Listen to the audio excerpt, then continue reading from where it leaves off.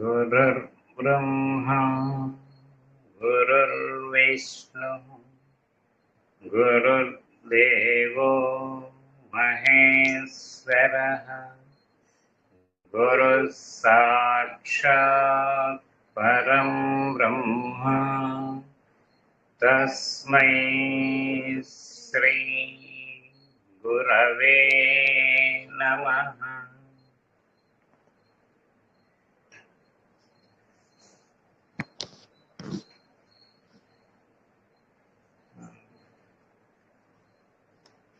Homeo బంధువులారా,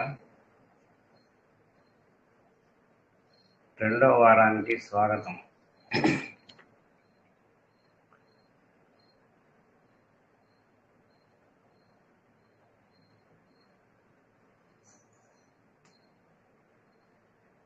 ఇక్కడ మనకి Kent మహాశయుడు ఇంకొంచెం డీప్గా ఎక్స్ప్లెయిన్ చేస్తున్నారు. అది ఏంటో చూద్దాం.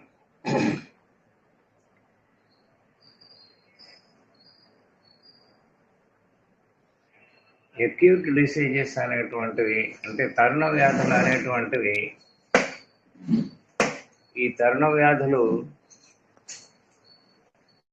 చాలా భయంకరంగా ఉంటాయి, ప్రమాదకరంగాను కూడా ఉంటాయి.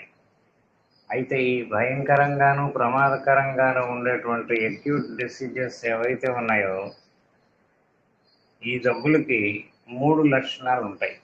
ఒకటి, they have a prodromal period.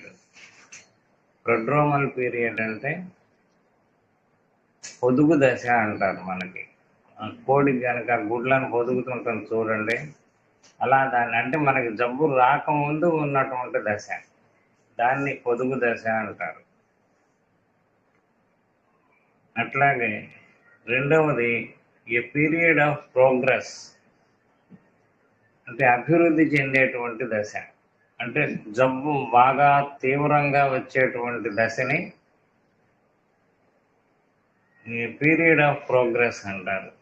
బాగా అభివృద్ధి చెందేటువంటి దశ, ఆ దశలో బాగా జబ్బు దాని యొక్క శాఖని చూపిస్తుంది అన్నమాట. మనల్ని అంటే బాగా ఇబ్బంది పెడుతుంది పేషెంట్స్ని. If not so severe to cause patients death, అంటే పేషెంట్ యొక్క, అంటే ఈ దశలోనే, రెండవ దశలోనే పేషెంట్కి ప్రాణ సంకటం కూడా జరుగుతుంది. అంటే ఉదాహరణకి మనకి టైఫాయిడ్లో కావచ్చు, మామూలు ఫీవర్స్లో కావచ్చు, మలేరియా ఫీవర్స్లో కావచ్చు, మామూలు జ్వరాల్లో కూడా కావచ్చు. అట్లాంటి జ్వరాల్లో ఒక్కొక్కసారి మన పేషెంట్ చూస్తుండగానే వెళ్ళిపోతాడు. కనుక మనం చాలా జాగ్రత్తగా ఉండాలి. జాగ్రత్తగా ఉంటే తగ్గుతుంది, ఎలాంటి జ్వరం అయినా తగ్గుతుంది, ఎలాంటి అక్యూట్ కండిషన్ అయినా తగ్గుతుంది. తర్వాత ఇవన్నీ కూడా మీజిల్స్ కానీ, స్కార్లెట్ ఫీవర్ కానీ, ఓపింగ్ కాఫ్ కానీ, అంటే కోరింత దగ్గు, ఈ స్మాల్ పాక్స్ కానీ, ఇవన్నీ కూడా అక్యూట్ జబ్బులకి ఉదాహరణలు. తర్వాత the physician must also be acquainted with the chronic miasma, sora, syphilis and psychosis. రెండవది, ఈ వైద్యుడు, అంటే పేషెంట్కి సంబంధం లేదు, వైద్యుడు ఈ దీర్ఘవ్యాధి ఏదైతే ఉన్నదో, అంటే దీర్ఘవ్యాధి కారణంగానే ఈ జబ్బులన్నీ వస్తాయి. అసలు మనకి దీర్ఘవ్యాధి లేదనుకోండి, ఈ తరుణ వ్యాధి రాదు. మనం ఎంతమంది జన సమర్థంలో పోయి ఉన్నా సరే, ఎంత ఎండకెళ్ళినా సరే, ఎంత వర్షంలో తడిసినా సరే, మనకి జబ్బు రాదు. ఇప్పుడు వస్తుంది జబ్బు, మనకి దీర్ఘవ్యాధి మియాసం కనుక ఉంటేనే మనకి జబ్బు వస్తుంది. లేకపోతే ప్రతిసారి జ్వరం రావడం, ఎందుకు జ్వరం వస్తుందండి? మనకున్నటువంటి ఈ పెట్ యానిమల్స్ కానీ, పిల్లులు కానీ, మనం పెంచుకునే కుక్కలు కానీ, వీటికి ఎప్పుడన్నా జ్వరాలు వచ్చినాయా? రావు. ఎందుకు వస్తాయి? అవి ప్రకృతి నియమాన్ని అనుసరించి నడుస్తుంటాయి, అందుకని వాళ్ళకి రావు. వాళ్ళకి దీర్ఘ వ్యాధులు లేవు. కనుక ఇంకా the physicians must be acquainted with the chronic వ్యాధమ్స్. కనుక ఈ వైద్యుడు అనేటువంటి వాడు దీర్ఘ వ్యాధులని గమనిస్తూ ఉండాలి. దీర్ఘ వ్యాధుల కారణంగానే తరుణ వ్యాధులు వస్తాయి కాబట్టి ఈ తరుణ వ్యాధుల్ని తగ్గాలి అంటే ముందర దీర్ఘ వ్యాధులు తగ్గాలి. అంటే ఇది ఎట్లా ఉంటుందంటే పెళ్లి కుదిరితే కానీ పిచ్చి కుదరదు, పిచ్చి కుదిరితే కానీ పెళ్లి కాదు, అట్లా ఉంటుందన్నమాట. కనుక these have like the acute prodromal period and a period of progress, but unlike acute they have no period of decline. అంటే తరుణ వ్యాధుల్లో మూడవ దశ ఇంకొకటి ఉంటుంది. ఆటోమేటిక్గా పీరియడ్ ఆఫ్ డిక్లైన్, జబ్బు సహజంగానే తగ్గిపోతుంది, అది డిక్లైన్, పీరియడ్ ఆఫ్ డిక్లైన్. ఇక్కడ పీరియడ్ ఆఫ్ డిక్లైన్ అనేటువంటిది ఉండదండి, ఆ ప్రశ్నే లేదు. దీర్ఘ వ్యాధులలో పీరియడ్ ఆఫ్ డిక్లైన్, ఈ పైన చెప్పినటువంటి 3 దీర్ఘ వ్యాధులలో పీరియడ్ ఆఫ్ డిక్లైన్ అనేటువంటిది ఉండదు. అంటే ఏమవుతుంది?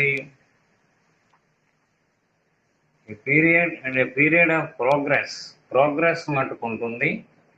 But unlike the acute they have no period of decline. అంటే జీవితాంతము ఆ జబ్బులు అలాగా డెవలప్ అవుతానే ఉంటాయి, పెరుగుతానే ఉంటాయి, వృద్ధి చెందుతానే ఉంటాయి.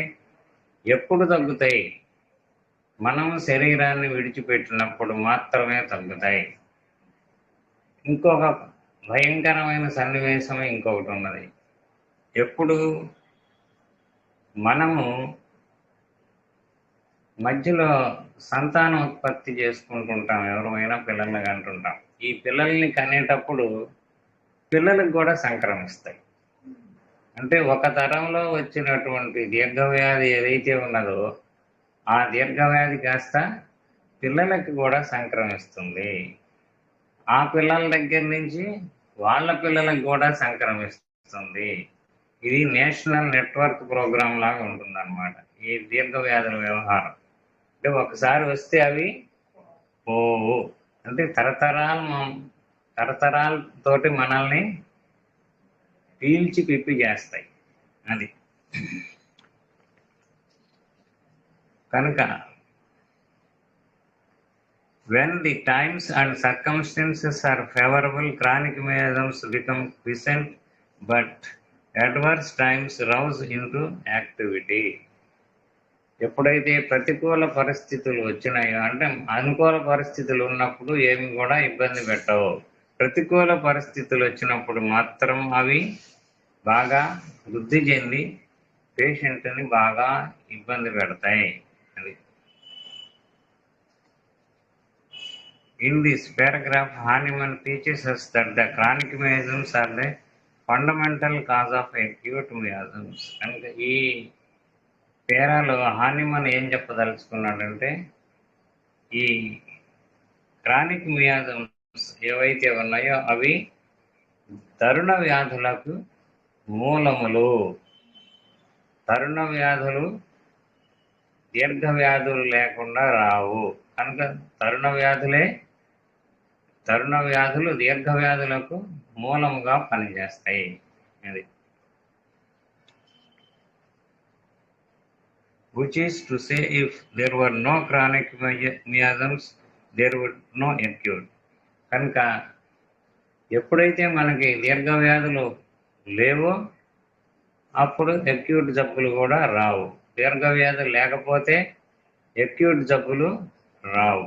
అది It is in the nature of chronic miasms to predispose man to acute diseases. కనుక ఇది మానవుని అనేక సార్లుగా దీర్ఘ వ్యాధులు ఉండటం మూలాన ప్రతిసారి కూడా తరుణ వ్యాధులకి లోన్ అయ్యేటట్టు చేస్తుంది. తరుణ వ్యాధులకు మనల్ని గురి అయ్యి ఇబ్బంది పెడుతూ ఉంటుందన్నమాట. అంటే ఆ దీర్ఘవ్యాధి తరుణ వ్యాధిగా సంక్రమిస్తుందన్నమాట.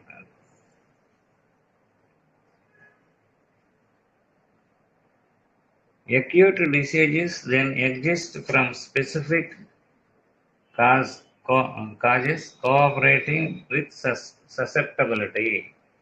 ఇక్కడ ఒక పదం ప్రయోగించారు, ససెప్టబిలిటీ అనేటువంటి దాన్ని ప్రయోగించారు. ససెప్టబిలిటీ అనేటువంటిది వేరొక చాప్టర్ ఉంది, అయినా కానీ కొంతవరకు మనం చెప్పుకుందాం ఇక్కడ.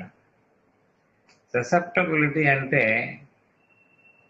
ఒకసారి ఒక దీర్ఘవ్యాధి ఉన్న తర్వాత మన బాడీ ఏమవుతుందంటే ససెప్టబుల్గా మారుతుంది. ససెప్టబుల్ అంటే గుణగ్రహణ శక్తిని ఏర్పాటు చేసుకుంటుంది. గుణగ్రహణం అంటే, గుణం అంటే జబ్బు.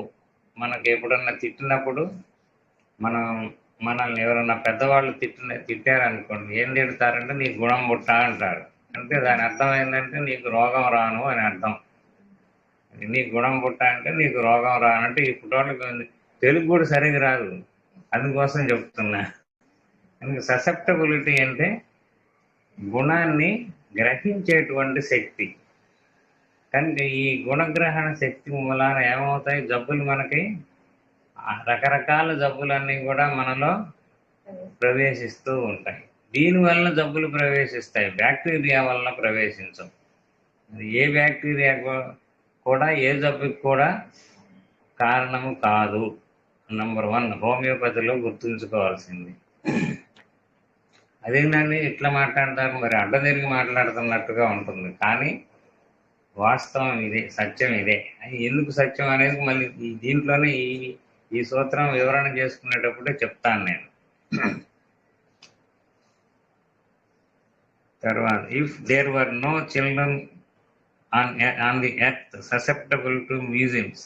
కనుక ఈ ససెప్టబిలిటీ అనేటువంటిది గుణాన్ని, అంటే దీర్ఘవ్యాధి ఉన్న తర్వాత వెంటనే ససెప్టబిలిటీ అనేటువంటిది వస్తుంది. ససెప్టబిలిటీ అంటే వ్యాధుల్ని ఆకర్షించే శక్తి. అది మనమేమో రెసిస్టెన్స్ అనే మాట వాడుకుంటున్నాం, అది కాదు. రెసిస్టెన్స్ అనేటువంటి మాట కాదు, మనము వాడేటువంటిది తప్పు అన్నమాట. ఇది ససెప్టబిలిటీ అనేటువంటిది కరెక్ట్ అయిన పదం. అంటే జబ్బుల్ని ఆకర్షించే శక్తి ఏదైతే ఉన్నదో ఆ శక్తిని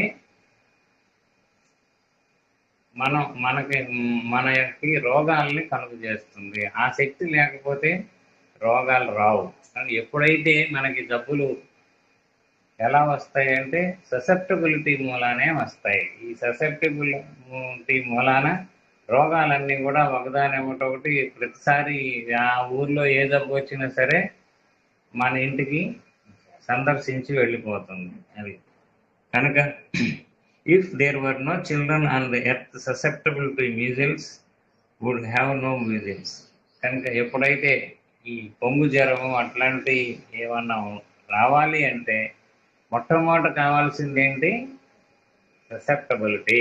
ససెప్టబిలిటీ అంటే రోగాన్ని గ్రహించేటువంటి శక్తి. ఈ రోగాన్ని గ్రహించే శక్తి ఎప్పుడు వస్తుంది, మనకి దీర్ఘవ్యాధి ఉంటే వస్తుంది. దీర్ఘవ్యాధి ఉంటే ససెప్టబిలిటీ ఉంటుంది, ససెప్టబిలిటీ ఉంటే మనకి మీజిల్స్ కానీ ఏ జబ్బు అయినా సరే మన మీద దాడి చేస్తుంది. అది కనుక if there were no chronic measles there would be no susceptibility. తర్వాత ఎప్పుడైతే దీర్ఘవ్యాధులు లేవో అప్పుడు ససెప్టబిలిటీ లేదు. అది ఇది సిరీస్. అంటే ఫస్ట్ దీర్ఘవ్యాధులు ఉంటాయి, తర్వాత మధ్యలో ససెప్టబిలిటీ ఉంటుంది, ఆ తర్వాత వ్యాధులు అనేటువంటిది ఆ ససెప్టబిలిటీ అనేటువంటి దాని ఆకర్షణ వలన జబ్బులు అన్నీ కూడా వస్తూ ఉంటాయి. ఉదాహరణకి మనకి ఇంకా పెళ్ళికి మనం కానీ ఏదన్నా ఫంక్షన్ కానీ పిల్లలకి ఏదన్నా ఓణీలు ఇచ్చే ఫంక్షన్ కానీ పెట్టుకున్నాం అనుకోండి, బంధువుల్ని మనం ఆహ్వానిస్తున్నామా లేకపోతే వాళ్ళంతటా వాళ్ళు వచ్చి భోంచేసి వెళ్తున్నారా? ఎప్పుడు కాదు, మనమే ఆహ్వానిస్తున్నాం, మన ఆతిథ్యాన్ని వాళ్ళు స్వీకరిస్తున్నారు. ఇక్కడ కూడా అంతే, ససెప్టబిలిటీ వలన ఆ ససెప్టబిలిటీ ఆకర్షించేటువంటి దానివల్ల జబ్బులు వస్తున్నాయి. అది కనుక దీనివల్ల మనకి ఏతావాత తేలింది ఏంటంటే Sora is the cause of all contagion. కనుక సోరా అనేటువంటి జబ్బు దీర్ఘ వ్యాధుల్లో మనకు 3 అని చెప్పాము. మూడిట్లో ఒకటి సోరా. నంబర్ 1 బాగా ఓల్డెస్ట్ జబ్బు సోరా. ఈ సోరా అనేటువంటిది అన్ని వ్యాధులకు మూలము, సకల వ్యాధులకు మూలమైనటువంటి మనకి ఈ భౌతిక ప్రపంచంలో భౌతిక శరీరానికి వచ్చేటువంటి కొన్ని లక్షల జబ్బులకి ఈ సోరాయే కారణము. అది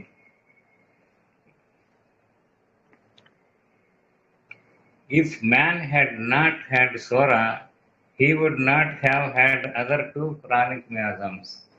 వాడికి గనక మానవుడికి సోరా అనేటువంటి జబ్బు లేకపోతే మిగిలిన 2 జబ్బులు కూడా వచ్చాయి కాదు. ఈ సోరా అనేటువంటిది దురద పెడుతుంటది అనమాట. ఈ దురద పెట్టడం మూలాన వాడికి ఏమనిపిస్తుందంటే ఎప్పుడు కూడా ఎవరు దొరుకుతారా, ఆడవాళ్ళకి మగవాళ్ళు ఎవరు దొరుకుతారా, మగవాళ్ళకి ఆడవాళ్ళు ఎవరు దొరుకుతారా అనేటువంటి పద్ధతిలో ఉంటుందన్నమాట. ఆ దురద పెట్టి అప్పుడు మనకి ఒక రకమైనటువంటి జబ్బు ఉన్నటువంటి వాళ్ళకి పోతే అప్పుడు వచ్చేటువంటి దాన్ని సిఫిలిస్ అంటారు. ఇంకొక రకమైనటువంటి దానితో వచ్చే జబ్బుని సైకోసిస్ అంటారు. కనుక సోరా అనేటువంటిది లేకపోతే ఈ 2 జబ్బులు కూడా లేవు. అంటే సోరాయే మొత్తం జబ్బులకి మూలం. అది కనుక Hahnemann's definition of psora, they think it meant an itch vesicle. కానీ సోరా అనేటువంటిది మొదట ఎట్లా మొదలవుతుందంటే ఒక చిన్న దురదలాగా మొదలవుతుంది. అంటే చర్మం మీద ఏదో చిన్న గజ్జి పొక్కలో చిడుము పొక్కలో ఏదో ఒక పద్ధతిలో వస్తుంది. అదే మొట్టమొదటి అపియరెన్స్, అంటే చర్మం మీద అపియరెన్స్. అసలు అది కూడా ఎందుకు వస్తుంది, మరి అది కూడా చెప్పాలి కదా మనం. ఎందుకు వస్తుందంటే మానవుని యొక్క ఈ 4 పొరలు ఎలా ఉంటాయంటే భౌతిక శరీరం, ఆ పైన వచ్చేటువంటి ప్రాణ శరీరం, ఆ పైన వచ్చేటువంటి మానసిక శరీరం, ఆ పైన వచ్చేటువంటి బుద్ధిమయ దక్ష. ఈ 4 కూడా ఎలా ఉంటాయంటే ఆరోగ్యంగా ఉంటాయి. ఎప్పుడు కూడా మొట్టమొదట ఆరోగ్యంగా ఉంటాయి. ఎప్పుడైనా సరే మనము కాని ఆలోచన చేసినప్పుడు, అంటే ఆ వస్తువు నాకు కూడా ఉంటే బాగుండు అనేటువంటి ఆలోచన చేసినప్పుడు అప్పుడు ఏమవుతుందంటే ఈ చెడు ఆలోచన వల్ల ఆ మనస్సు ఏం చేస్తుందంటే ప్రాణమయ శరీరానికి దాన్ని ట్రాన్స్ఫర్ చేస్తుంది. ఆ ప్రాణమయ శరీరం ఏం చేస్తుందంటే మనస్సు కాస్త ప్రాణమయ శరీరం కాస్త భౌతిక శరీరానికి ట్రాన్స్ఫర్ చేస్తుంది. అంటే ఇది నాకొద్దని మనకి ఒక బాల్ కనుక వరుసగా పట్టుకొని ఒక్కొక్కళ్ళు చేతులు మార్చుకుంటూ ఉంటారు చూడండి. కొన్ని వాలీబాల్ కానీ ఫుట్బాల్ కానీ అలాగా మార్చుకుంటే చివరికి ఎక్కడ తేలుతుందంటే అది భౌతిక శరీరం మీద తేలుతుందండి. దాని అర్థం ఏంటంటే నీవు కాని ఆలోచన చేశావు, దానివల్ల దురద వచ్చింది. అది నేచర్ యొక్క లాంగ్వేజ్, అది నేచర్ యొక్క భాష అలా ఉంటుంది. అప్పుడు మనం ఏం చేస్తాము, దానికి ఆయింట్మెంట్ పూసి మరలా మొదలు పెట్టేస్తాం. అంటే మళ్ళీ మరలా అది ఆలోచనని మొదలు పెడతాం. అప్పుడు ఏమవుతుందంటే జబ్బు అనేటువంటిది భౌతికంగా ఉన్నటువంటి జబ్బు కాస్త ఈ లోపల ఉన్నటువంటి ప్రాణశక్తి పీల్చుకుంటుంది. అప్పుడు ప్రాణశక్తి వ్యాధిగ్రస్తం అవుతుంది. మరలా ఇంకా ఆయింట్మెంట్స్ వస్తుంటే మరలా ఆ ప్రాణశక్తి కూడా పీల్చుకోవటం, అంటే ప్రాణశక్తి విషపూరితం అవుతుంది. ఎప్పుడైతే ప్రాణశక్తి విషపూరితం అవుతుందో ప్రాణశక్తి వలననే భౌతిక శరీరం తయారవుతుంది. నెంబర్ 1, ప్రాణశక్తి భౌతిక శరీరం తయారవటానికి కారణం. కనుక ఈ ప్రాణశక్తి విషపూరితం అయిన తర్వాత దాని వలన వచ్చేటువంటి భౌతిక శరీరం ఎలా ఉంటుందంటే అది కూడా వ్యాధిగ్రస్తంగా తయారవుతుంది. అది కారణం, జబ్బులు అనేటువంటివి రావటానికి కారణం. అలాగే మనస్సు కూడా వ్యాధిగ్రస్తం అవుతుంది. బుద్ధి అంత వ్యాధిగ్రస్తం కాదు, కానీ వ్యాధిగ్రస్తం అది కూడా కొంచెం అవుతుంది. కనుక ఇలాగా మనకి వ్యాధి అనేటువంటిది సెంటర్ టు సర్కంఫరెన్స్, సెంటర్ నుంచి మొదలవుతుంది. మొదలైంది ఎక్కడ? బుద్ధి దగ్గర నుంచి మొదలైంది. అక్కడి నుంచి మనస్సు, అక్కడి నుంచి ప్రాణం, అక్కడి నుంచి భౌతిక శరీరం. కనుక దీని యొక్క వ్యవహారం ఎట్లా ఉంటుందంటే సెంటర్ టు సర్కంఫరెన్స్, సెంటర్ నుంచి పరిధి నుంచి కేంద్రానికి వస్తుంది.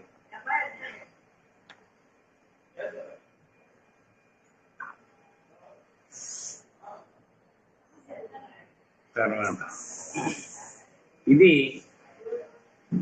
మొట్టమొదట మనకి దురద వ్యాధి సంక్రమించేటువంటి విధానం. దీన్నే హానిమన్ ఏం చెప్పారంటే సోరా అని చెప్పారు. అంటే ఎప్పుడు ఏ దశలో సోరా అని చెప్పారు? భౌతిక శరీరం వ్యాధిగ్రస్తమై దురద వచ్చి ఆ తర్వాత అది ఆయింట్మెంట్స్ పూసి లోపలికి వెళ్ళి ప్రాణమయ శరీరం వ్యాధిగ్రస్తమై అక్కడి నుంచి మానసిక శరీరం వ్యాధిగ్రస్తమైన ఉన్న స్టేజ్ని సోరా అని చెప్పారు. అక్కడి నుంచి సోరా ఎప్పుడైతే ఒకసారి వచ్చిందో ససెప్టబిలిటీ అనేటువంటిది వెంటనే వస్తుంది అనమాట. ఈ ససెప్టబిలిటీ వల్ల మనం అనేక జబ్బుల్ని ఆకర్షించుకుంటున్నాము. రండి సార్ మా ఇంట్లో మంచి విందు భోజనం దొరుకుతుంది అని పిలుస్తూ ఉన్నాం అన్నమాట మనం. అది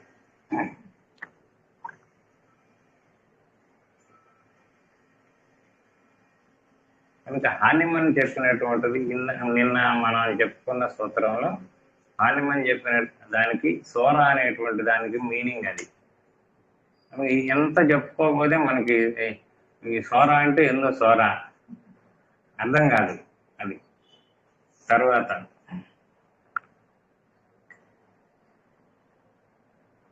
అలాగే ఎలా ఉంటుందంటే మనకి ఈ సెంటర్ టు సర్కంఫరెన్స్ అంటే కేంద్ర ప్రభుత్వం ఏదైతే ఉన్నదో కేంద్ర ప్రభుత్వంలో నిర్ణయాలు ఏమైతే తీసుకుంటారో మంత్రులు కావచ్చు, గవర్నమెంట్ కావచ్చు, మొత్తం మంత్రివర్గం మొత్తం మండలి మొత్తం కలిసి కానీ ఒక నిర్ణయం తీసుకున్నప్పుడు ఆ నిర్ణయం ఏదైతే ఉందో అది ఎక్కడి దాకా ప్రసరిస్తుందండి? స్టేట్లకు ప్రవహిస్తుంది. అది అక్కడి నుంచి జిల్లాలకి, అక్కడి నుంచి తాలూకాలకి, అక్కడి నుంచి మనకి. ఇది మార్గం. కనుక స్టేట్ గవర్నమెంట్ ఒక నిర్ణయం తీసుకున్న తర్వాత ఆ నిర్ణయం అనేటువంటిది మొత్తం ప్రజలందరికీ కూడా చేరుతుంది. ఉదాహరణకి మనకి పెద్ద నోట్లు రద్దు అన్నారు. ఒక్క మాటే అన్నది. ఆ ఒక్క మాట యొక్క ఎఫెక్ట్ ఎంత ఉందండి? కొన్ని లక్షల రిజల్ట్స్ ఉన్నాయి. అంటే ఒక జబ్బే కొన్ని వేల జబ్బులుగా ఎలా పరిణామం చెందుతుంది అనేటువంటిది మనకి సెంట్రల్ గవర్నమెంట్ యొక్క ఒకే ఒక్క డెసిషన్. పెద్ద నోట్లు రద్దు అంటే కొంతమందికి గుండెగిపోయింది, కొంతమందికి రకరకాల అనమాట. ఆ పాకిస్తాన్ వాళ్ళకి ప్రాణాలు పైనే పోయినాయి. ఇట్లా రకరకాలు అందించాయి. అంటే బాగా బ్లాక్ మనీ ఉన్నవాళ్ళు బాగా ఎఫెక్ట్ అయిపోయారు. ఇట్లాగా మనకి చాలా ప్రభావాలు ఉండిపోయినాయి. అంటే ఒక్క వర్డే ఏమన్నారు? పెద్ద నోట్లు రద్దు అనేటప్పటికీ ఎన్ని రకాల ప్రభావాలు ఉన్నాయో అన్ని రకాల ప్రభావాలు ఉన్నాయి. అది కనుక అలాగే గవర్నమెంట్లో ఈవిల్ కనుక ఉంటే ఆ ఈవిల్ కాస్త మనం అనుభవించాల్సి ఉంటుంది. అంటే వాళ్ళ నిర్ణయాలు తప్పు నిర్ణయాలు అనుకోండి, మనం అల్టిమేట్ సఫరర్స్ ఎవరు? అది భౌతిక శరీరం. ఇక్కడికి వచ్చేటప్పటికి భౌతిక శరీరం కనుక గుడ్ మంచితనం ఏదైతే ఉందో అది సెంట్రల్ గవర్నమెంట్లో ఉంటే చివరి వారి వరకు హ్యాపీగా ఫీల్ అవుతారు. అదే కనుక అక్కడే తప్పు నిర్ణయాలు తీసుకున్నారనుకోండి, ఆ ఫలితాలు తప్పుడుగా ప్రజలంతా కూడా అనుభవించాల్సి ఉంటుంది. ఇది మనకి అంటే స్టెంట్ ఏంటంటే గుడ్ గవర్నమెంట్ అని చెప్పారు. ఎలా ఉంటుందంటే గుడ్ గవర్నమెంట్ ఎలా అయితే ఉంటుందో, ఎలా అయితే పర్ఫెక్ట్గా ఉంటుందో, అలాగా మన లోపల ఉన్నటువంటి ఈ వ్యవహారం కూడా పర్ఫెక్ట్గా ఉంటుంది.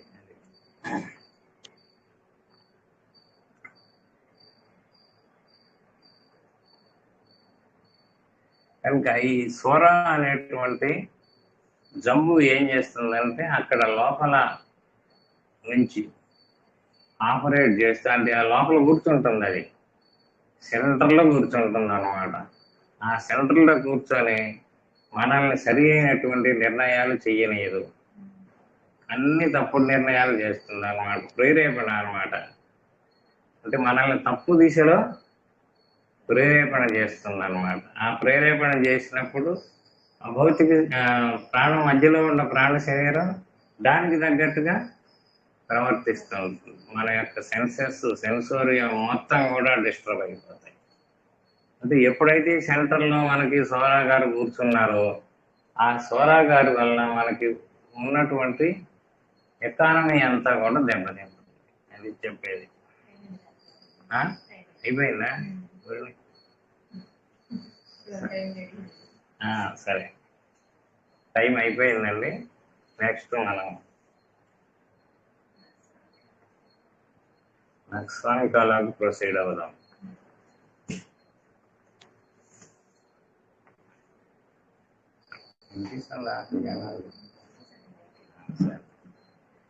నక్సానిక యొక్క దేహ ధర్మ వైఖరులు అంటే ఇప్పటిదాకా మానసిక లక్షణాలన్నీ కూడా చెప్పుకున్నాం. వీళ్ళ యొక్క శరీర తత్వం ఎలా ఉంటుంది అనేటువంటిది చెప్పుకుంటాం.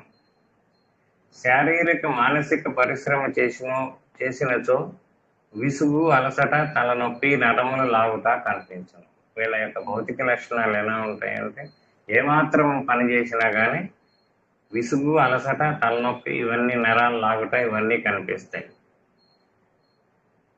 ఈ పై బాధలు ఈ తాత్కాలిక ఉపశమనమకై ఆఫీసులో పనిచేస్తున్నారు అనుకోండి, 5 నిమిషాలకు ఒకసారి ఎప్పుడు టీ కొట్టు దగ్గర ఉంటాడు వీడు. టీను కానీ కాఫీ కానీ ఏదో ఒకటి కావాల్సిందేది. కాలక్రమమున అనేక బాధలు, నీరసము, వేగశ్వాస, జీర్ణ వ్యాధులు, కాలేయ వ్యాధులు అంటే ఎవరికైనా అన్నం తింటే బలం వస్తుంది కానీ టీ తాగితే బలం ఎందుకు వస్తుంది?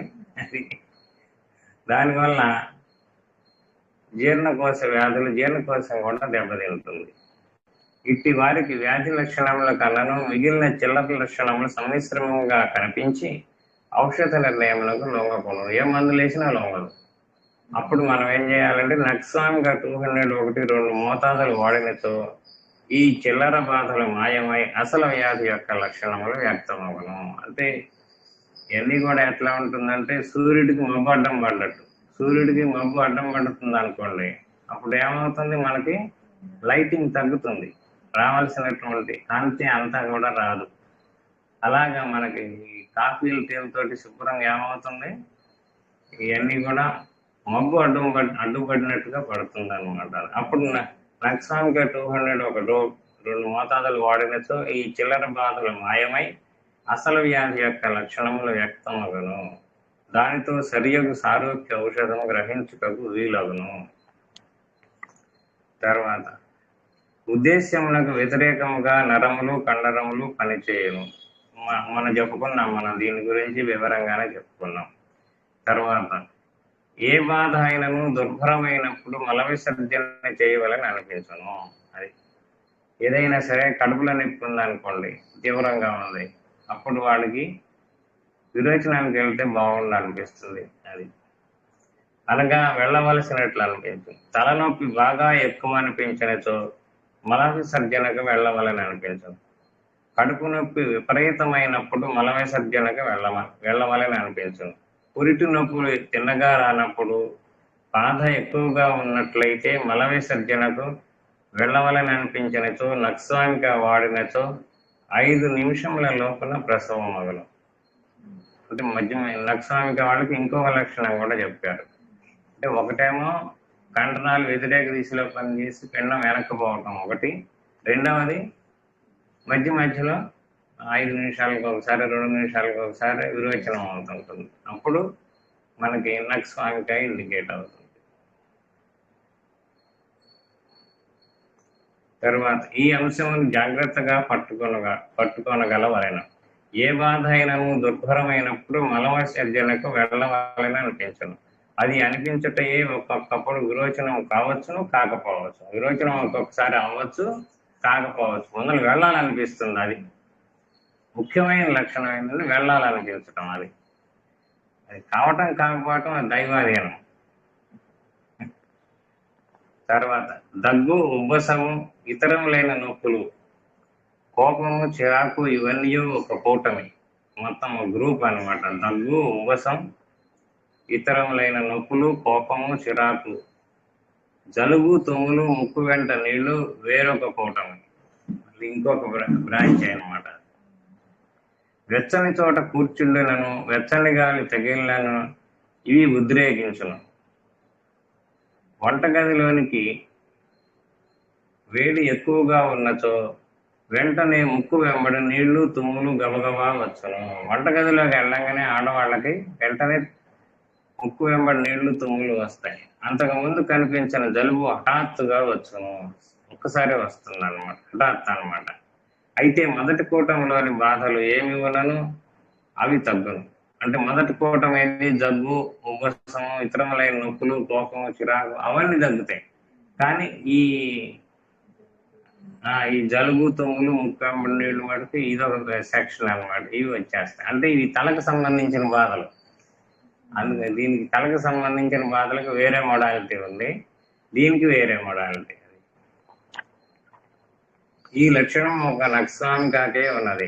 కనుక ఎక్కడైనా సరే భోజనం చేస్తున్నప్పుడు మటుకి వీడికి ముక్కెంబటి నీళ్లు, జలుబు, తుమ్ములు వస్తాయి. అది వేడి అన్నం అయితే మరీ ఎక్కువ. అన్నం సద్ది అన్నం అయితే రాదు. అన్నం కొంచెం వేడిగా ఉంటే మనం బాగా పాయసం వేడిగా ఇచ్చారనుకోండి, పరమాన్నం లాంటిది, వెంటనే తుమ్ములు, జలుబు ఇవన్నీ ముక్కు తీరుకోవాలి, ఇవన్నీ ఉంటాయి. అది ముక్కులో చాలా మామూలుగా ఎండిని ఉండును, జలుబు ఉండదు. జలుబు ఉన్నదా అని అడిగినచో లేదను. అప్పుడప్పుడు జలుబు చేయించుండునా అని అడిగినచో హఠాత్తుగా వచ్చా అని అతడు చెప్పను. వాటి లక్షణం అది, హఠాత్తుగా రావటం. నక్స్వామిక, లెక్కసిస్, డాల్కమేరా ఈ మూడింటిలో 3 వేరు స్థితుల వల్ల జలుబు వచ్చును. నక్స్వామిక వానికి కూర్చుండిన గదిలో వెచ్చదనం ఎక్కువైనప్పుడు లేదా ఎండలోనికి వెళ్ళి నడుచుతున్నప్పుడు భళ్ళు అని తుమ్ములు ఆరంభమగును. నక్స్వామిక రోగి అయిన స్త్రీ వంట చేయించు తుమ్ముచుండను. గదిలోని వాతావరణం అందలి ఉష్ణోగ్రత పెరిగినచో వీరికి వెంటనే జలుబు, తుమ్ములు, ముక్కు వెంబడి నీరు వచ్చును. ఇది రాకముందు కనుక తలనొప్పి ఎన్నచో ఇది రాగానే ఆ తలనొప్పి పూర్తిగా తగ్గిపోవును, హాయిగా ఉండను. కానీ జలుబు వచ్చినప్పుడు బాధలు తగ్గుతున్నవని వారికి తెలియదు కనుక మనకు చెప్పలేదు. అంటే చెప్పటానికి వాళ్ళకి కూడా అవకాశం ఉండదు. అది రాత్రిపూట ఉబ్బసంతో ఊపిరాడక నక్స్వామిక వాడు బాధపడుతున్న సందర్భంలో గదిలో స్టవ్ వెలిగించినచో ఉష్ణోగ్రత పెరిగి ఇతనికి తుమ్ములు గబగబా వచ్చును, ఊపిరాడ సాగును. అంటే ఆయాసం, ఉబ్బసం అన్నటువంటి వాళ్ళకి గదిలో స్టవ్ వెలిగిస్తే కొంచెం తుమ్ములు వచ్చేసి గాలి ఫ్రీగా ఆడుతుంది, ముందర ఉబ్బసం తగ్గిపోతుంది అనమాట. అది నాకు ఒకసారి ఒక పేషెంట్ వచ్చాడు. ఆ పేషెంట్కి ఉబ్బసం అన్నమాట, ఆయాసం. ఈ ఆయాసం ఉన్నప్పుడు ఆయనకి ఈ నక్స్వామిక లక్షణాలే ఉన్నాయి.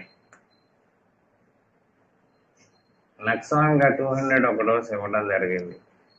ఆయనకి దాదాపు 40 ఏళ్ళ నుంచి ఉన్న ఉబ్బసం ఒక డోసు తోటి ఫినిష్, పూర్తిగా పోయింది, మళ్ళీ రాలేదు. ఆయన నా పేరేం పెట్టుకున్నాడంటే నన్ను రోజు వచ్చేసి దేవుడు గారు అని పిలవటం మొదలుపెట్టాడు. కనుక నక్స్వామిగా వానికి ముక్కులు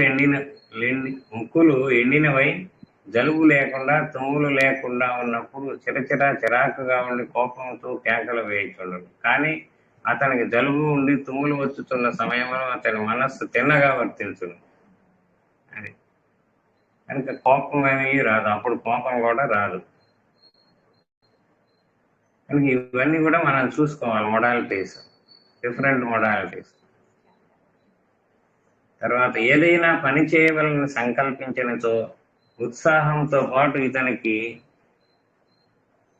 వెంటనే అలసట వచ్చును. కొంచెం శ్రమతోనే చెమట పోయిట, తలనొప్పి కలుగును. ప్రశాంతంగా పడుకొనినచో తలనొప్పి తగ్గును. ఉత్సాహం వచ్చినచో ఇతనికి అలసట కలుగును. ఏదన్నా పని చేయాలి అని, ఏదన్నా పెళ్ళి పనులు చేద్దామనేటప్పటికీ అలసట వస్తుంది. అది అకస్మాత్తుగా ఏదన్నా మంచి సంకల్పం వచ్చినచో అలసట వెంటనే వచ్చును. వీరి శరీరతత్వం ఉత్సాహమును తట్టుకొనజాలదు. అది ఉత్సాహాన్ని తట్టుకొనజాలదు. బయలుదేరి ఏదన్నా ఒక మంచి పని 10 మంది కోసం ప్రయత్నం చేయవలననిపించినచో అలసట కలుగును. తర్వాత నక్స్వామికాన్ని గుర్తించుటకు ఒక విచిత్రమైన అసాధారణ లక్షణం గలదు. భోజనం చేయుతున్నంతసేపు ఇతని బుర్ర ఆవిరి యంత్రం వలె పనిచేయను. అతనికి వేడి యువతలకు వచ్చుచున్నట్లుండను. భోజనం ఆపగానే మరలా మామూలుగా ఉండను. అంటే అన్నం తిన్నంతసేపు పొగలు సెగలు కక్కుతుంటాడు అనమాట. అంటే అన్నము పొగలు సెగలు కక్కుతుంటుంది, వీడు బుర్రలో నుంచి కూడా పొగలు సెగలు వస్తుంటాయి. అది భోజనం చేయుతున్నంతసేపు బుర్రలో నుండి మిక్కిలి వేడి వచ్చుతున్నట్లు అతనికి అనిపించుటయే తప్ప వాస్తవముగా ఏమీ ఉండదు. అందుకని బుర్రకు చమురు రాసి లోపల నుండి చాలా వేడి రప్పించుకుంటారు చాలా మంది. తలంటి పోసుకుంటూ రాసినతో లోపలనున్న వేడి అంతా బయటకు వెలికి వచ్చుతున్నదని భావించుతున్నారు. అబ్బా ఎంత వేడియో ఉన్నదంటారు. లోపల ఉన్న వేడి బయటకు రాదు. ఇది ఏమీ డబ్బా కాదు, మన శరీరం ఏం డబ్బా కాదు. బుర్ర మీద చేయి వేటికి సిక్సా రుద్దినతో వేడి వస్తుంది మధ్యలో. దాన్ని చూసి ఎంత వేడి బయటికి వస్తున్నదో అంటారు. ఎవరు బుర్ర మీద రుద్దినా వేడి వస్తుంది. అది లేదా 2 ఇనప ముక్కలను రుద్దినా కానీ వేడి వస్తుంది. తలకు చమురు లేకపోతే ఆముదం రాసి మర్దానం చేసి తలంతయు కిసకిస రుద్ది ఎంత వేడియో అంతా బయటికి వచ్చుతున్నదనట భ్రాంతి. బుర్రలోనున్న వేడి అంతయో బయటికి వచ్చినచో ఆ వ్యక్తి మరణించను. అసలు రహస్యం అది. తర్వాత కొన్ని కేసులు మనల్ని తప్పుదారి పట్టించును. కొందరు నీళ్ల విరోచనం లగుతున్నాం అంటారు. మనము దానికి తగ్గట్టుగా లక్షణం గ్రహించి మందులు ఇస్తుంటాం. ప్రతిరోజు ఎన్ని విరోచనం లగుతున్నవి. అయ్యే ముందు కడుపు నొప్పి, అంటే నక్స్వామిగా వాడికి అయ్యే ముందు కడుపులో నొప్పి ఉంటుంది, విరోచనం అయిన తర్వాత కడుపులో నొప్పి తగ్గుతుంది. అట్లయితే నక్స్వామిక, లేకపోతే కానే కాదు. అది అయ్యే ముందు కడుపు నొప్పి ఉన్నదా లేదా, అయిన పిదుప కడుపు నొప్పి ఉన్నదా లేదా, ఏ రంగులో అవుతున్నది. ఈ విధముగా హోమియో పద్ధతిలో ప్రశ్నలడిగి రోగి సమాధానాలను బట్టి మనం చదువుకున్న మందులను వాడుతాం.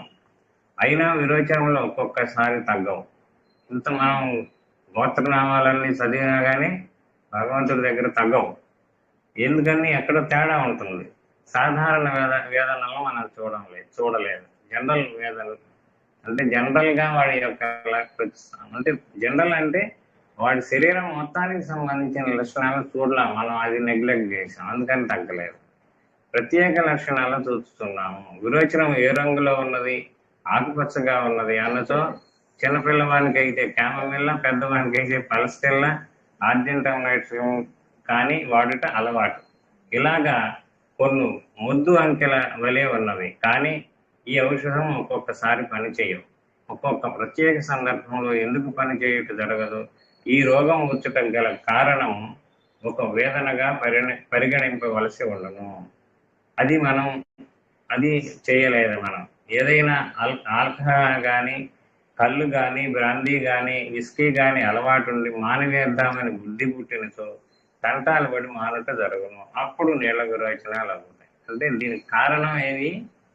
వీడికి ఆల్కహాల్ ఇవన్నీ కూడా మానేద్దాం అనుకొని చాలా ప్రయత్నం మీద మానేశాడు. అందుకని కొంతమందికి నీళ్ళ విరోచనాలు వస్తుంటాయి.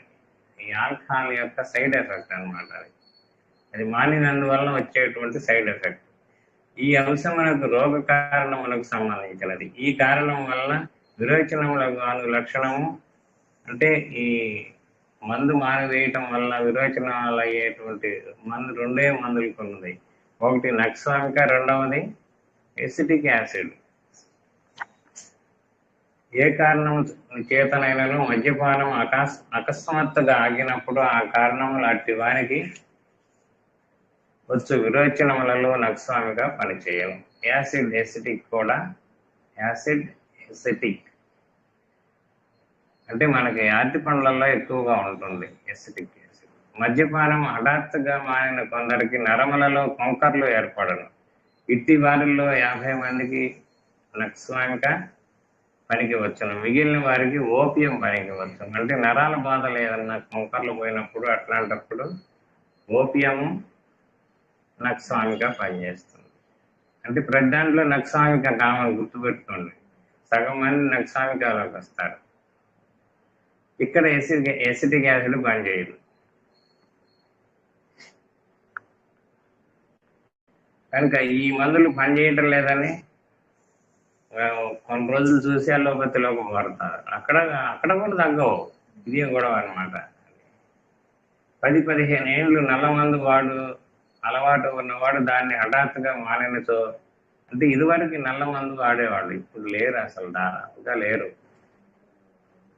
అంటే ఎందుకంటే నల్ల మందు ఎందుకు వాడతారంటే పల్లెటూర్లలో పాము కాటుకి వాడతారు అనమాట. పాము ఎప్పుడన్నా కరిస్తే విషం ఎక్కకుండా వాడతారు. అట్లానే వాడతారు. మరి మనకి అది ఎంతవరకు ఎక్కదో తెలియదు. అది అట్లా నల్ల మందు వాడతారు. అయితే ఈ అలవాటు మారిన వారికి ఇటు వేదనలే వచ్చునని చెప్పలేము. కొందరికి కొన్ని కలుగును. అట్టి వారిలో కూడా 50 మందికి ఓపియం, 50 మందికి నక్సామిక.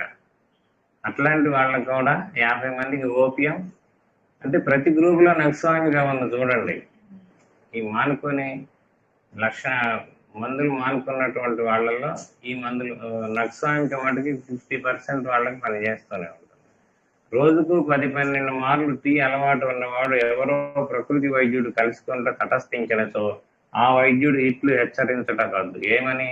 అమ్మ ప్రాణం మీదకు వస్తుంది, ఈ అలవాటు మాను అని. ఈ మాట విన్నవాడు భయముతో ఆకస్మికంగా టీని మానును. దేనినైనాను క్రమంగా తగ్గించవలనే గాని శరీరాన్ని హింస పెట్టి లాభం లేదు. టీ అకస్మాత్తుగా ఆపిన వారికి కూడా విరోచనములు చాలా విపరీతముగా ఆగును. ఒక్కొక్కప్పుడు ఇట్టి వారిలో కొన్ని శరీర తత్వముల కలవారు కడుపు నొప్పి, కడుపు పీకుడు కలుగవు.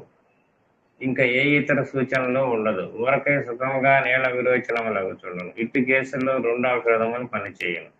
కొందరికి టీ అనే మందు పనిచేయను. మందు దీని పేరు థియా, THEA, థియా మందు. అంటే తేయాకు చెట్ల పొడవు అన్నమాట. ఇటు వారికి T30 ఒక మోతాదు వాడండి. 10-15 రోజులు పనిచేయాలి. అప్పటి నుండి మరలా విరోచనములు అగును. మరలా T30 ఒక మోతాదు వాడండి.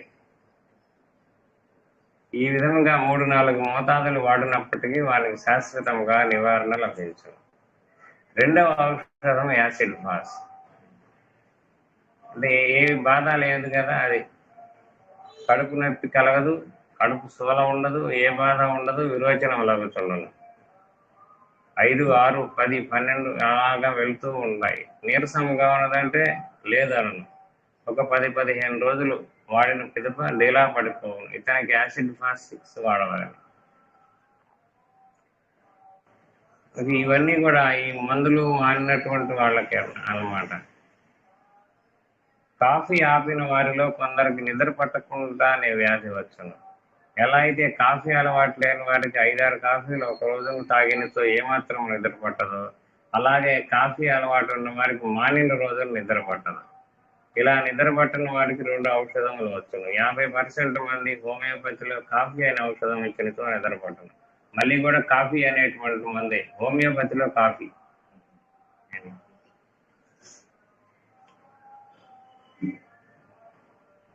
రెండో వాళ్ళకి క్యామమిల్లా.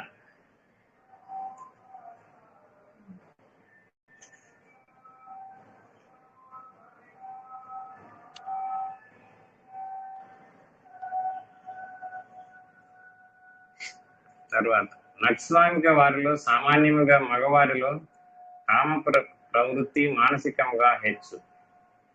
కామోద్రిక్తత, అతిలోలత్వము, అతి ఆచరణ వీటి వలన భౌతిక శరీరం దుర్బలమగును.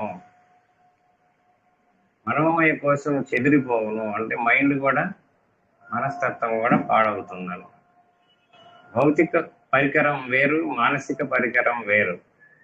ఆరోగ్యంగా నున్నచో మానసిక పరికరము భౌతిక పరికరమును ప్రాణశక్తి చేత పనిచేయను. ఆరోగ్యంగా ఉంటే మానసిక శరీరం ఏదైతే ఉందో అది భౌతిక శరీరాన్ని ప్రాణశక్తి ద్వారా పనిచేయిస్తుంటుంది. అసలు మధ్యలో ఉండేది ప్రాణం, అది కీలకం. ఈ మధ్యన చెదిరిపోవటం జరుగును. అదే కదా జబ్బు.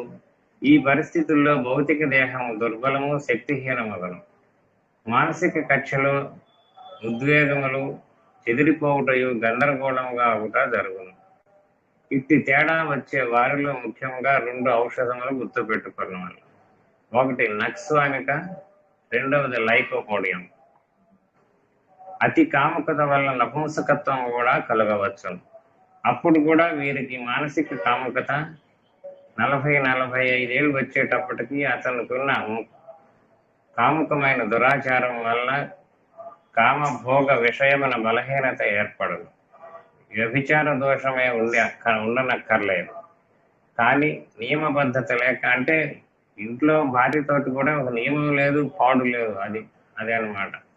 నియమబద్ధత లేక హద్దు దాటి అతిగా కామము చరించటం వలన మానసికంగా ఇటివాడు ఎప్పుడూ కామ సంబంధమైన ఆలోచనలే చేయుచుండును. ఆచరణలో మాత్రం దౌర్బల్యం ఉండదు. ప్రకృతిలో కొన్ని చిత్రములు కలవు. ఎవరికైతే ఎక్కువసేపు కామ సంబంధమైన ఆలోచనలు వచ్చుచుండునో వారు సహజంగా ఆచరణలో బలహీనులని గ్రహించవలెను. అంటే ఎవరైతే ఎక్కువగా ఈ సెక్స్కి సంబంధించిన మాటలు ఎక్కువ మాట్లాడతారో వాళ్ళకి ఆచరణలో తక్కువ అన్నమాట. ఎవరైతే కామ విషయమున ఆరోగ్యవంతులు వారికి కామభోగ సమయమున తప్ప మిగిలిన సమయమునందు కామ సంబంధమైన ఆలోచనలు రావు. ఇది ప్రకృతి ధర్మం. ఎవరు దీనిని కాదనలేరు. ఇది వాస్తవం. మనిషి ఎప్పుడు కూడా ప్రకృతి ధర్మమును ఉల్లంఘించును. కావున అతడు వాస్తవం సూచి కాజాలడు. సత్యమును గ్రహించుటకు కావలసిన పరికరం మానవునికి ఇయ్యబడినది. కావున ప్రకృతిలోని సత్యమునకు మానవుడు సూచిక కాదు. అతడు ప్రతిదానిని ఉల్లంఘించుతున్నాను. వాడికి ట్రాన్స్గ్రెస్ చేస్తుంటాడు అన్నమాట. అది ఎంత మాట్లాడి చాలా చెప్పారు, ఇది వదిలేస్తున్నాను.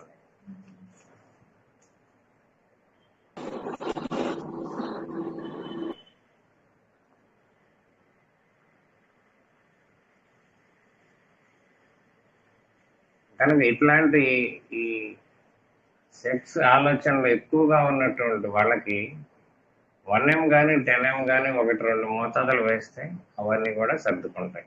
అక్కడి నుంచి ఆలోచనలన్నీ కూడా పైస్గా ఉంటాయి.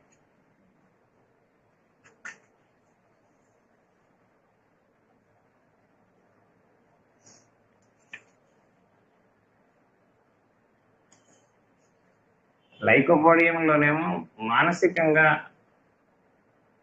బలహీనత ఉంటుంది. భౌతిక శరీరం బాగానే ఉంటుంది, కానీ మానసిక శరీరం దెబ్బతింటుంది.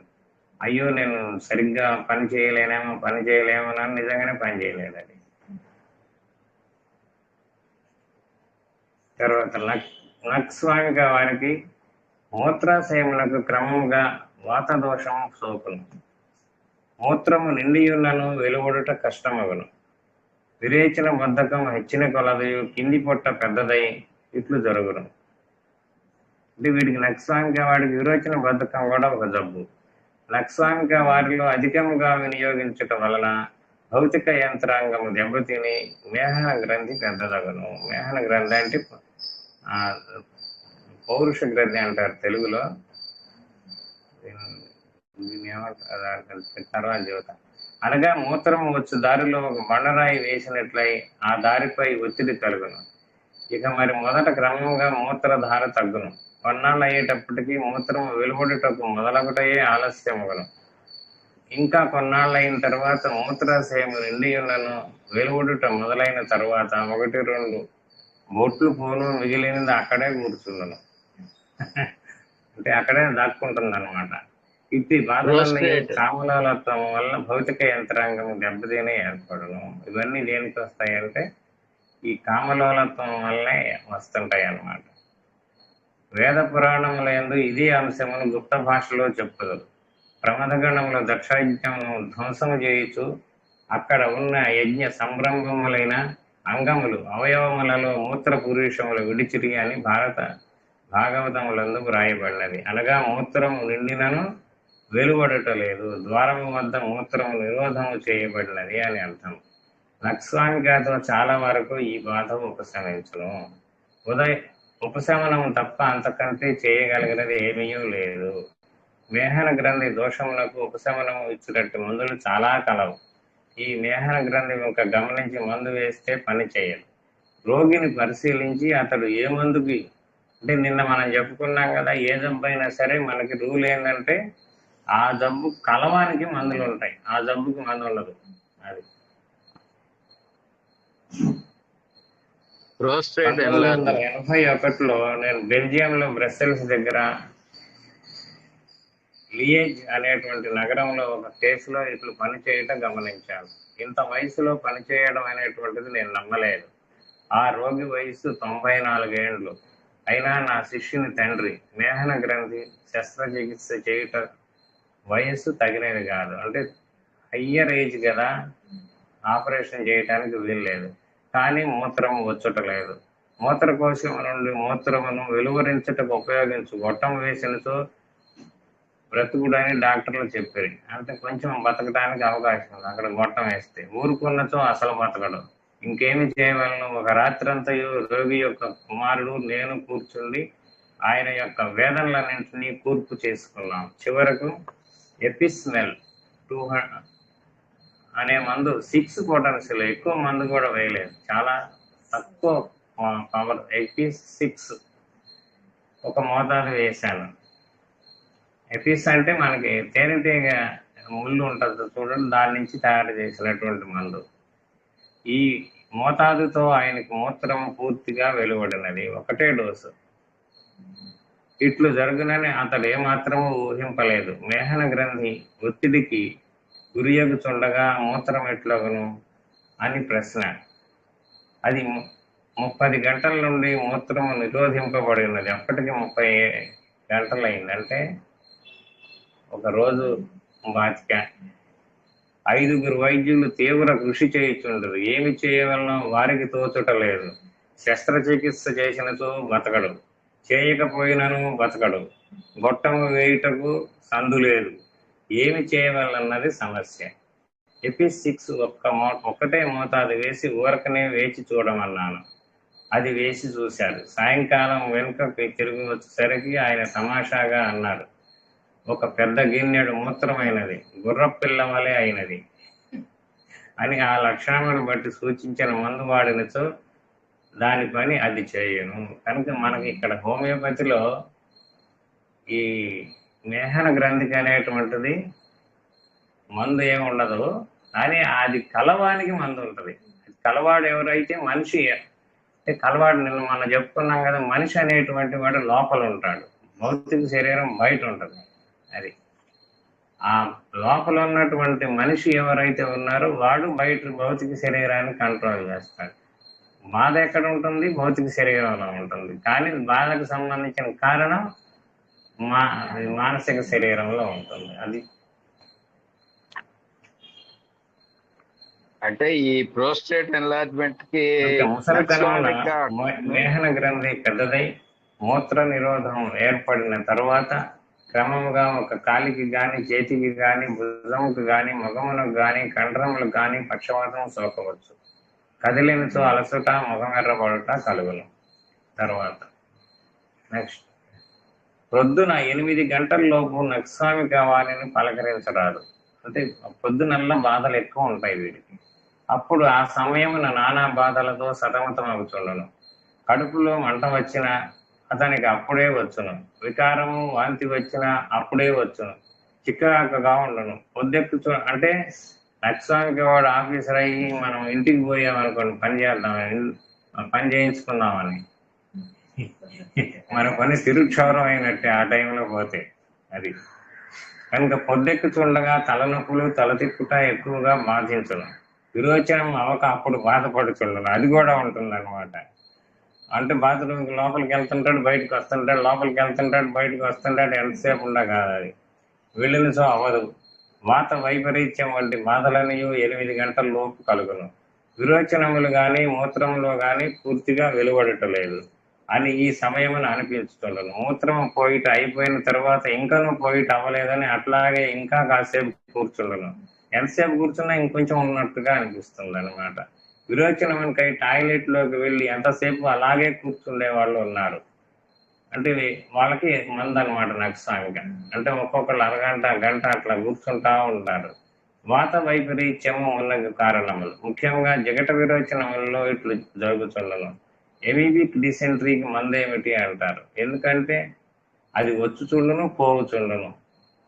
ఒక డాక్టర్ చెప్పాడు, ఒక బాలిక రజస్సుల యొకట ఎంత సహజమో ఒక నరునకు ఎమీబియాసిస్ వ్యాధి అంత సహజమని ఇటు వారి అభిప్రాయం. కానీ హోమియోపతిలో మనిషిని చూసి మందు తెలుసుకొనుట, పొటెన్సీ తెలుసుకొనుట ఇవి కావాలేను. రికార్డుల్లో ఉన్న కేసుల్లో మనం చూసిన 10-12 సంవత్సరముల ఎమీబియాసిస్ డిసెంట్రీతో బాధపడుతున్న వారికి కలస్టెల్లా 6 2-3 డోసులతో సమూలమైనటువంటి నివారణ కలిగించినది. కలస్టెల్లా 6 పెద్ద డోసు కూడా కాదు. అందరికీ కొలెస్ట్రాల్ 6 వాడరాదు. ఎప్పుడు కూడా మనం గుర్తుపెట్టుకోవాల్సింది, వాళ్ళ మనస్తత్వాన్ని బట్టి వాళ్ళకి మందు వేయాల్సి ఉంటుంది. ఫలానా రోగికి కొలెస్ట్రాల్ వాడు కావున అతని యందు అది పని చేసిన. అయిపోయిందా? 2 నిమిషాలు. నక్స్వామిక వారికి ఉదయం మానసికంగా చాలా చిరాకుగా ఉండను. ఇతడు పొద్దున పూట చాలా పిచ్చిగా ప్రవర్తించును. 8 గంటల తర్వాత మనిషి కొద్దిగా సర్దుకొనును, మామూలు స్థితిలోనికి వచ్చటం మొదలుపెట్టును. అందువలన అతనికి పొద్దున 8 గంటల లోపు కలిసిన పనులు క్షవరమగును. చెడావడ అరిచి వెళ్ళి పోమనను. అసలే నక్స్వామిక వాడే, అసలే కోపిష్టి. అతడు క్షవరం చేయించుకున్న రోజును కూడా చాలా కోపంగా, చికాకుగా ఉండను. అంటే మంగళ షాప్కి వెళ్ళినప్పుడు కూడా విపరీతమైన కోపం అన్నాడు. పిల్లల్ని ఉతికివేయను. అందుచేత నాన్నగారు క్షవరం చేయించుకున్నారంటే పిల్లలు ఇంట్లో కనిపించరు. ఆ రోజున ఏం జరుగుతుంది అనేది వాళ్ళకి తెలుసు. నక్స్వామికలో ఇటు కొన్ని విచిత్ర లక్షణములు కలవు. అది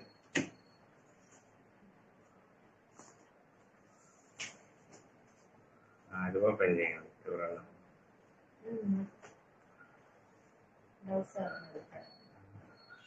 మనం క్లోజ్ చేసి అవుతుందిగా సార్ ఇప్పుడు ప్రోస్టేట్ ఎన్లార్జ్మెంట్ కి మూత్ర సంబంధమైన వ్యాధి అంటే ప్రోస్టేట్ ఎన్లార్జ్మెంట్ ప్రాబ్లమ్ తో ఉండే వాళ్ళకి ఏపీఎస్ 6M అన్నారు కదా, వాళ్ళు నక్స్వామిక కింద వస్తారా రారండి?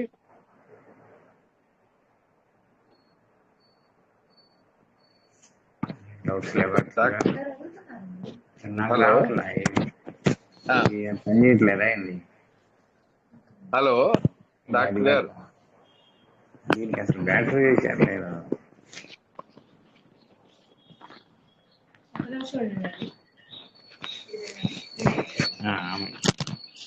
హలో డాక్టర్ గారు, అలాగే బ్యాటరీ పెట్టలేదండి.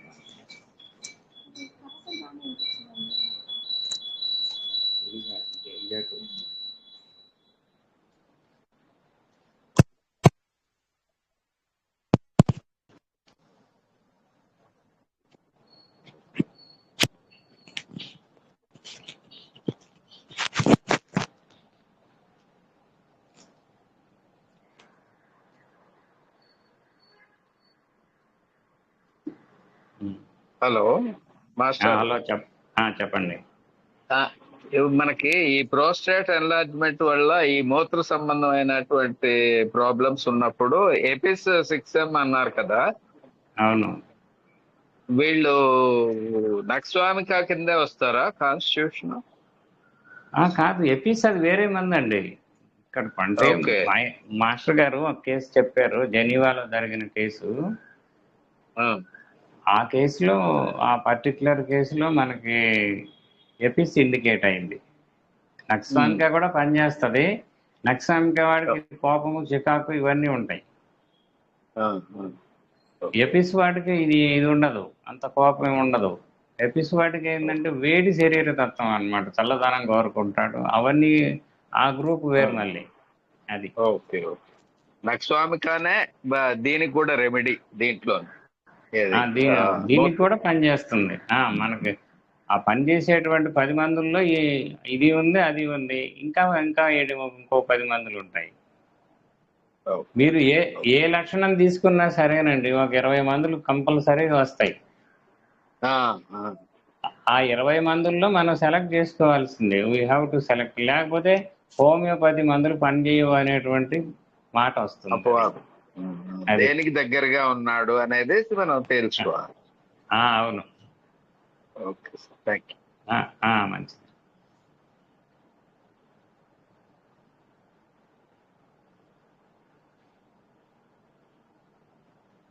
గారు చెప్పండి. ప్రోస్టేట్ గ్లాండ్ గురించి సబల్ సెరులేట అనే యూజ్ చేస్తామంటే అది ఏ సందర్భంలో యూజ్ చేస్తారు?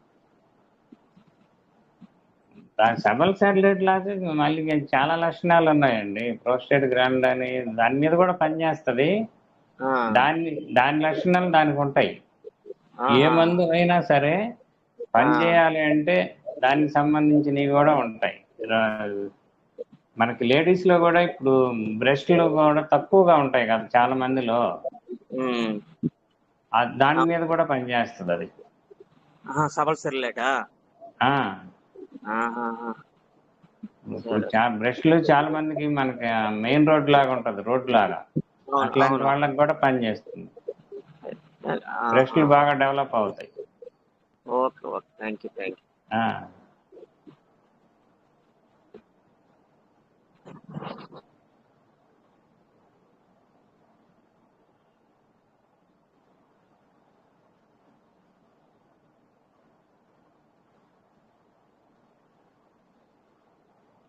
ఇంకంతే ఉండొచ్చండి. Okay sir. Okay, thank you.